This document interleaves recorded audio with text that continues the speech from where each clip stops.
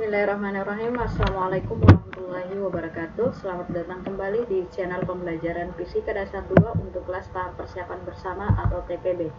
Hari ini atau video kali ini merupakan video lanjutan dari video arus bolak-balik part 1 sebelumnya. Jadi mengenai subcapaian pembelajarannya sebenarnya masih sama, yaitu mahasiswa mampu menghitung besaran listrik pada arus AC. Nah, kita perlu mereview sedikit bagian dari video sebelumnya terkait dengan resistansi dan reaktansi ya. Resistansi itu identik dengan resistor atau identik dengan tahanan yang diberikan oleh resistor, sementara reaktansi merupakan tahanan yang reaktif terhadap perubahan arus dan tegangan yang identik dengan kapasitor dan induktor ya. Jadi sama-sama tipenya adalah tahanan, satuannya adalah ohm ya. Oke, kita bahas yang pertama terkait dengan reaktansi induktif. Reaktansi induktif itu adalah reaktansi yang terjadi pada induktor. Nah, induktor itu kan terdiri dari kumparan, kemudian kumparan tersebut akan menghasilkan TGE induksi yang melawan setiap perubahan arus dalam rangkaian AC. Jadi maksudnya apa? Adik-adik coba ingat-ingat kembali materi kita tentang induktansi induktor sebelumnya. Ya, kita udah belajar bahwa kalau ada sebuah lilitan kawat ya, misalnya solenoida, kemudian dialiri dengan arus yang berubah-ubah terhadap waktu, maka di dalam kumparan tersebut akan terjadi perubahan flux. Nah, ketika terjadi perubahan flux, maka sesuai dengan hukum Faraday akan timbul yang namanya GGL induksi.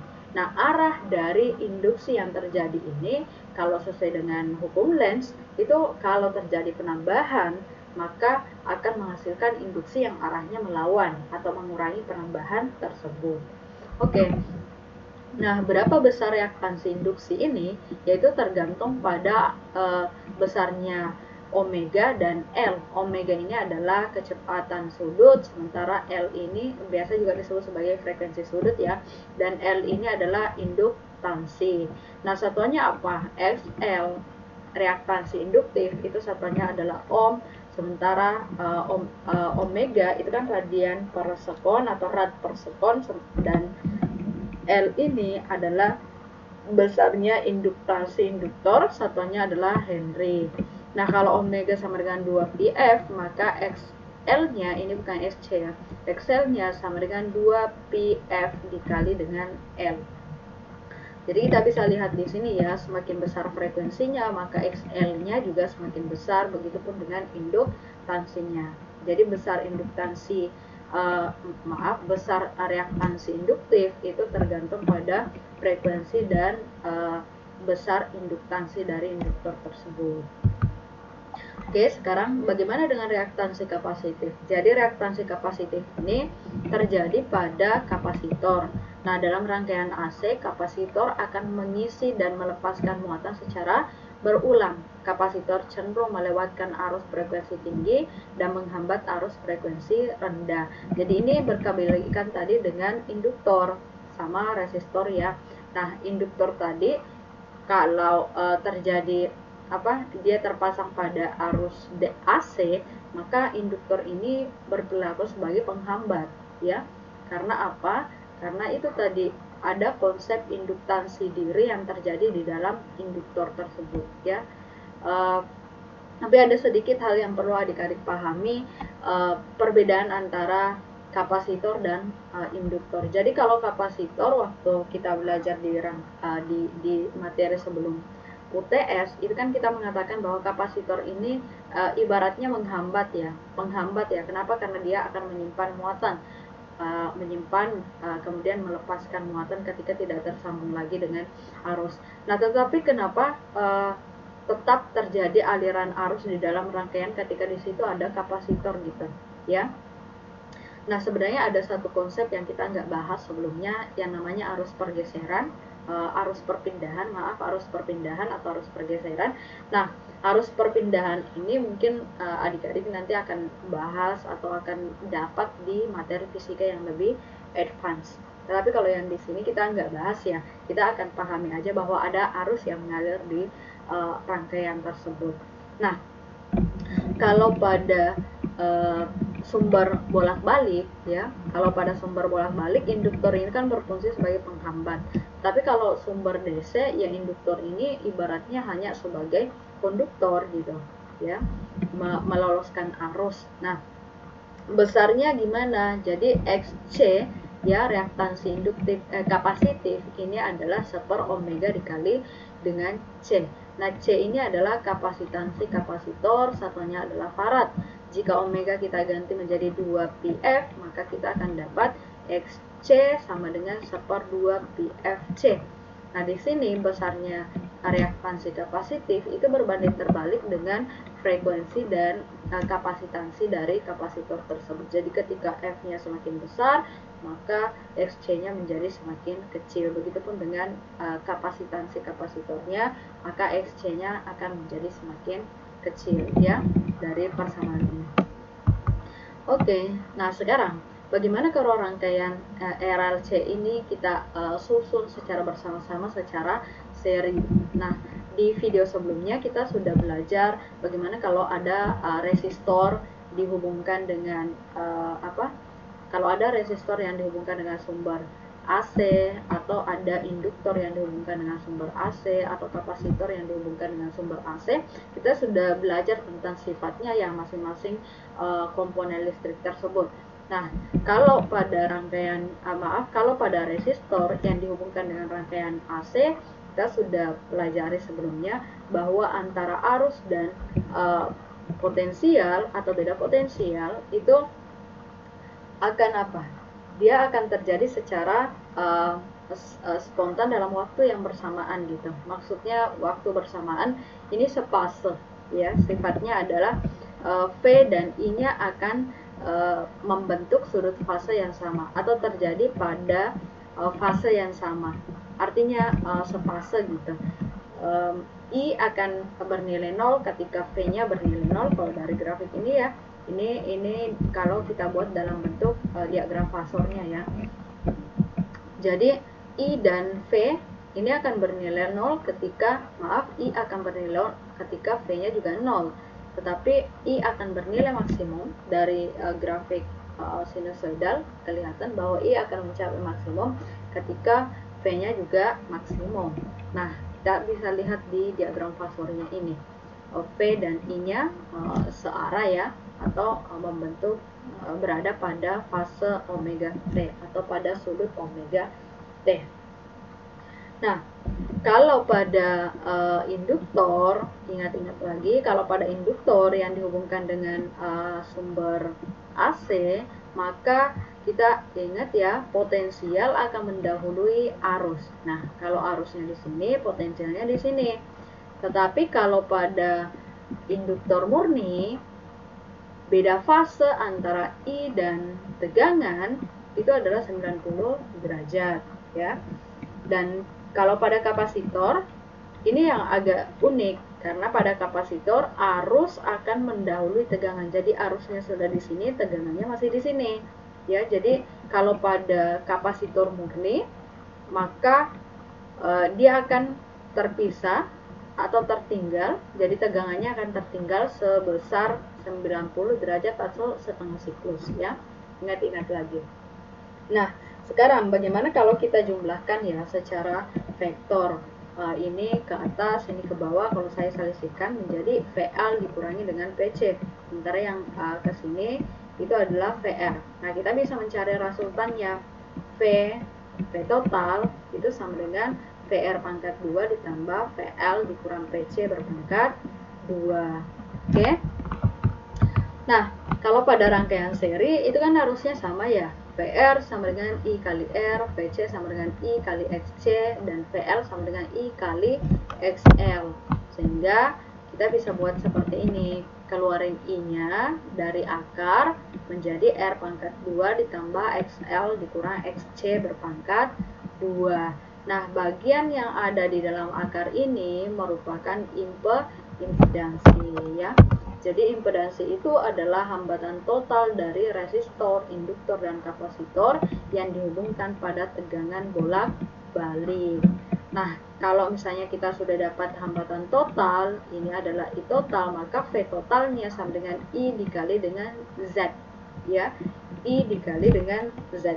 Jadi selain kita bisa dapat impedans, kita bisa dapat arus total atau potensial totalnya, beda potensial totalnya, kita juga bisa menghitung sudut fase antara arus dan tegangan, yaitu ini kan tangen theta. Kalau kita mau ambil sudut fasenya ya, tangen theta sama dengan sisi depan sudut dibagi dengan sisi yang mengapit sudutnya, yaitu VR-nya ya. Jadi kita ambil XL dikurang XC-nya per R-nya. Mana I-nya? Kan I yang di bawah sama di atas kan bisa saling menghilangkan. Nah, sudutnya atau C-nya sama dengan arcus tangen XL dikurang XC per R. Jadi kalau sudut ini yang kita cari, tinggal di arcus tangen ya, sehingga bisa dapat sudut fase antara V dan I dalam rangkaian RLC. Oke. Nah, sekarang bagaimana kalau misalnya Z-nya sama dengan R? Kapan bisa Z sama dengan R terjadi? Kalau dari rangkaian kita dari persamaan ini, Z bisa sama dengan R ketika XL-nya sama dengan XC, karena ini akan bernilai 0. Nah, ketika XL dikurang XC ini bernilai 0, maka kita akan dapat I-nya, I maksimum ya. Kenapa? Karena Z ini hanya merupakan fungsi dari R ya. Nah, kondisi ini yang kita kenal dengan istilah resonansi ya, resonansi pada rangkaian RLC kita. Oke, ketika Z sama dengan R. Syarat terjadinya resonansi itu omeganya sama dengan 1/akar LC, dan frekuensi resonansinya sama dengan omega per 2 V. Nah, rangkaian seperti ini ketika XL sama dengan XC, berarti Z-nya hanya fungsi R, maka dikatakan sebagai rangkaian yang bersifat resistif. Tetapi jika XL lebih besar dari XC, artinya reaktansi induktifnya lebih besar dari reaktansi kapasitifnya, maka rangkaian ini dikatakan rangkaian yang bersifat induktif. Dan ini terjadi atau berlaku pada frekuensi-frekuensi tinggi. Tetapi kalau XL-nya lebih kecil dari XC, maka rangkaian ini bersifat kapasitif, dan ini berlaku pada frekuensi-frekuensi rendah. Artinya ini kan reaktansi kapasitifnya lebih besar, sehingga menjadi berlaku atau terjadi pada frekuensi-frekuensi rendah dari gelombang arus dan potensial ya.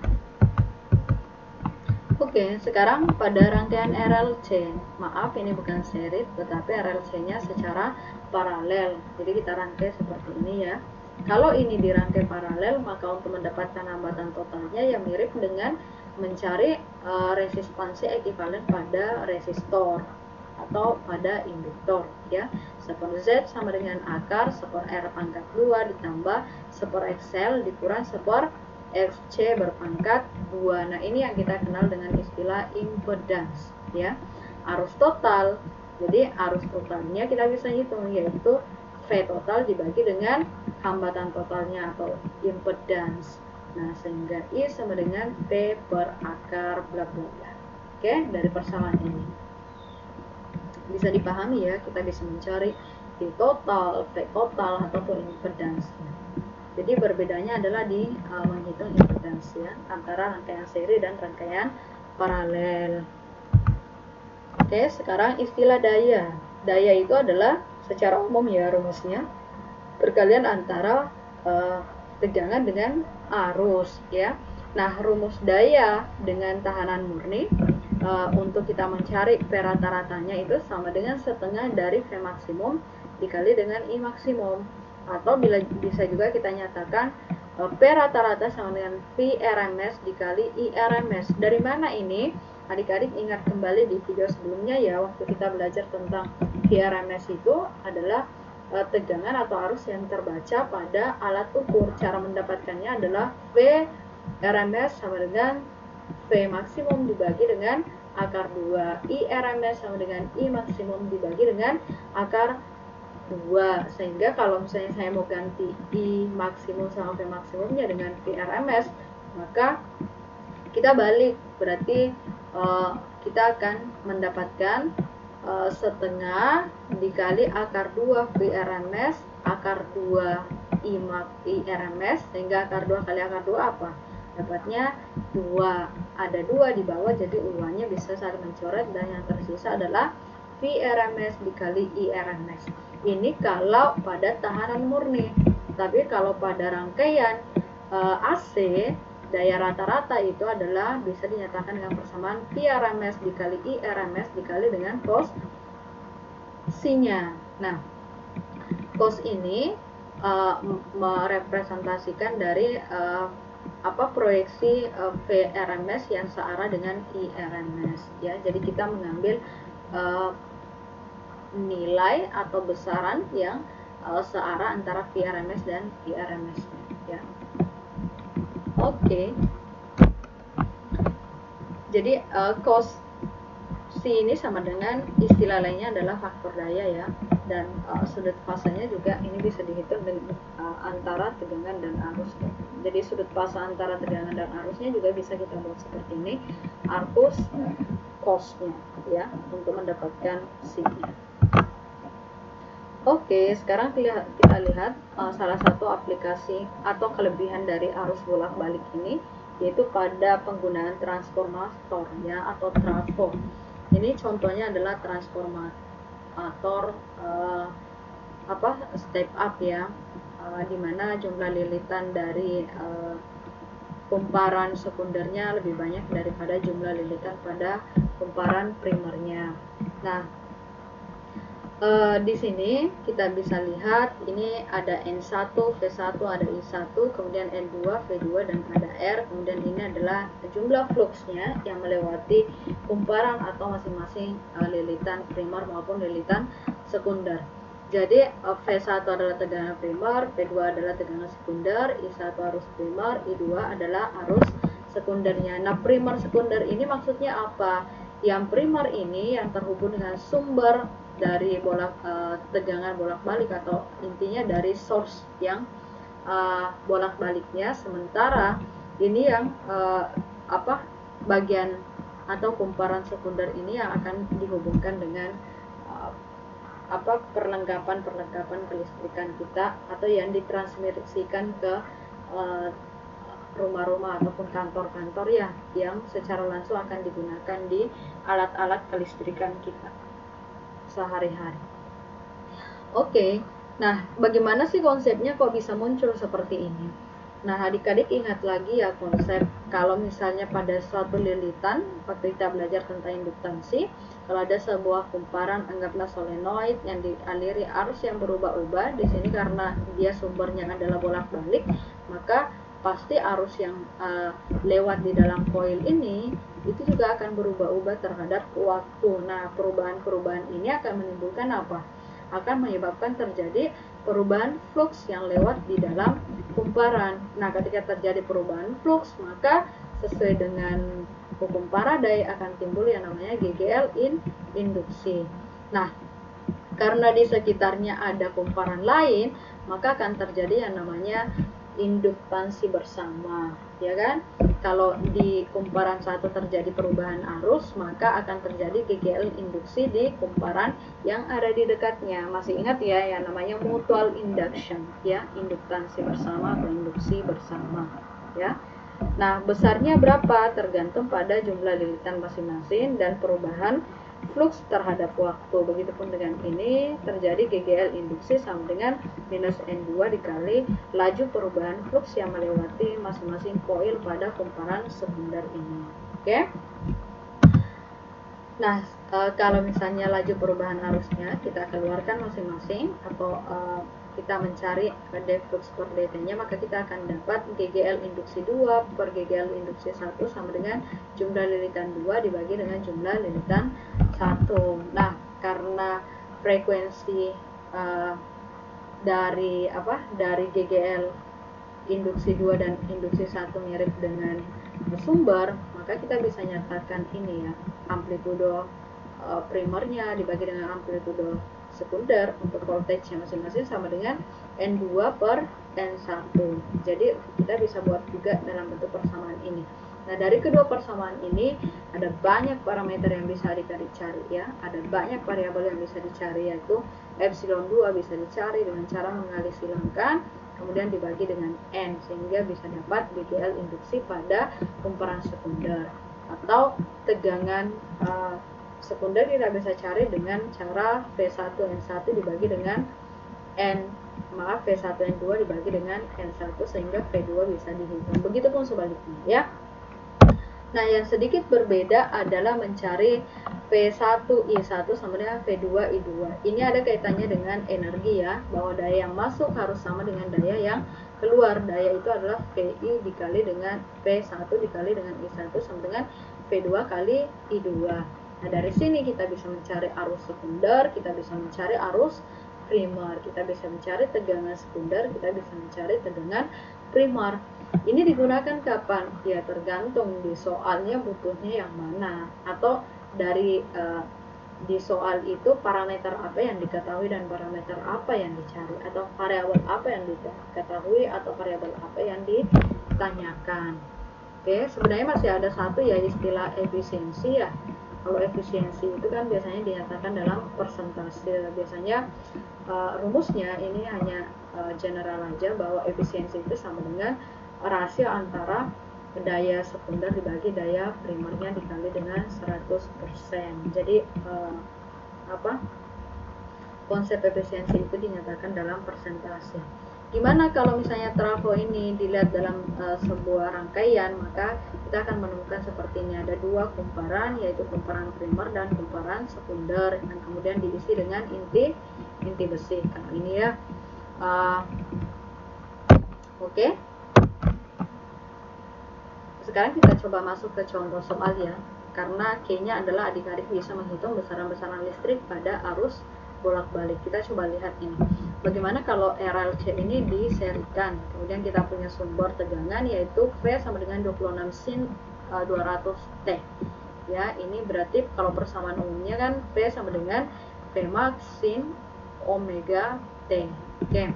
Nah, resistansinya itu 12 ohm, induktansinya 0,07 Henry, kemudian kapasitansinya adalah 500 mikrofarad. Pertanyaannya, tentukan kuat arus maksimum rangkaian.